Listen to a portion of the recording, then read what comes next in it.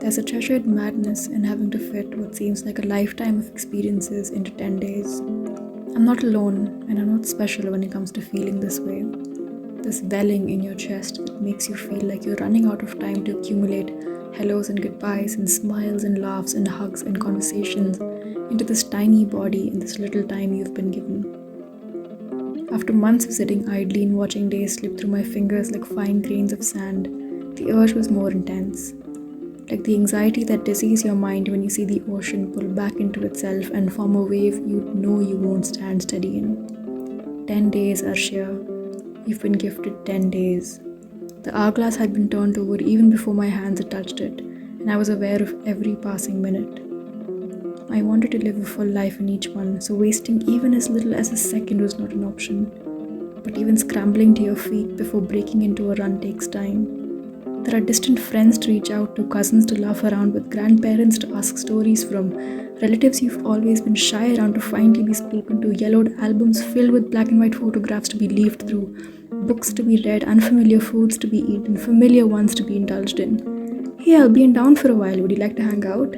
Oh my god, do you remember that time we played cards for 5 hours straight? Dada, what was life like growing up? Actually, who's this in this photo? It's so funny to think of how the first time I went to a gig in a bar was when I was 20 years old, with people I had never met or talked to before. Maybe it goes to show that I've never truly felt like I'm running out of time before. I thought I'd be scared if I'm being honest.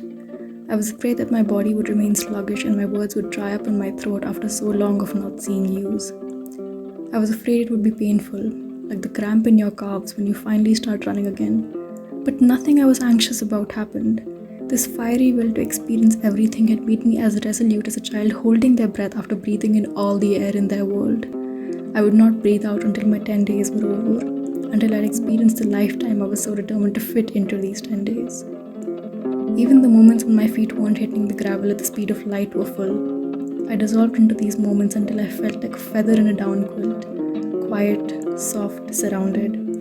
I would even widen my eyes in the dark before sleeping to search its every silent nook and cranny. There was so much aliveness in these 10 days. It was as if my entire life force for the year had been collected and set fire to at their beginning, the gunshot that led to some sort of big bang in my universe.